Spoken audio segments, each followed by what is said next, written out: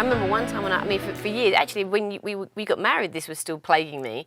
But I had a terrible fear of escalators. I remember this. Yeah, it was not even rational. When I was 5 years, this is where it started. I was in a department store when I was 5 years old, okay?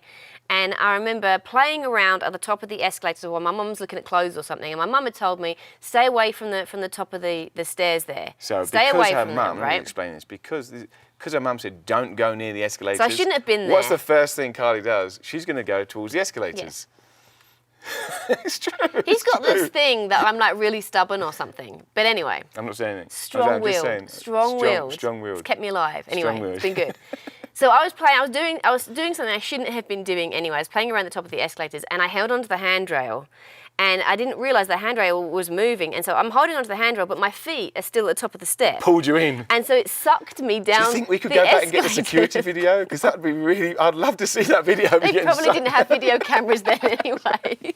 Your face must have been like, fear. No, anyway, right? I'm sorry. But I fell down. This is really traumatic and I'm making fun of it. I'm sorry. It's so sympathetic. See, this is years of trauma.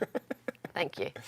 So it sucked me in. And well, you know what? Fear sucks you in, doesn't it? Yeah. Isn't that what it does? Yeah. It sucked me in. My feet stayed at the top, but I fell down the escalator, down the metal steps, and cut myself, and it was bad. Traumatic. But from being, you know what? Then I'm get to like 15 years old, and all of my childhood, I would avoid going on an escalator. And it happened one time. It didn't happen lots, just one time.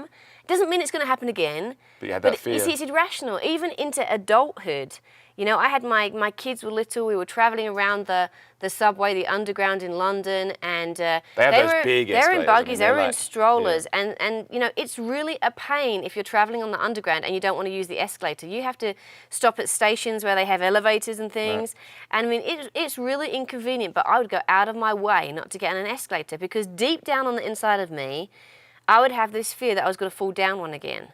And it wasn't rational. I mean, I'm a grown woman now, right? I know how to stand. Well, you're a woman. We're not sure if you're grown or not. You're full of compliments today, aren't you, honey? Right? I'm a grown woman now. I fell down one time. Doesn't mean it's going to happen again. You know, I know how to hold on now.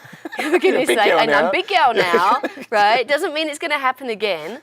But still, every time, that fear was real to me. Yeah. It was real, and every time, I mean, I thought about going on an escalator, or if I made myself do it, when I held on, my knuckles, when you were there, I mean, I was sweating, my knuckles would go white, my heart would beat really fast, I felt like I was getting all dizzy. It was the start of a panic attack, is what it was. Irrational fear. Isn't it? It was completely irrational, based on a negative experience. There's no way to say that that's going to happen again, and even if it did happen again, you know, I didn't die the first time. Yeah, like I said, the consequence wasn't even that bad. Eyeball the fear. So what's the worst that can happen? You could trip and you could hurt yourself a little bit. I mean, escalators aren't that bad.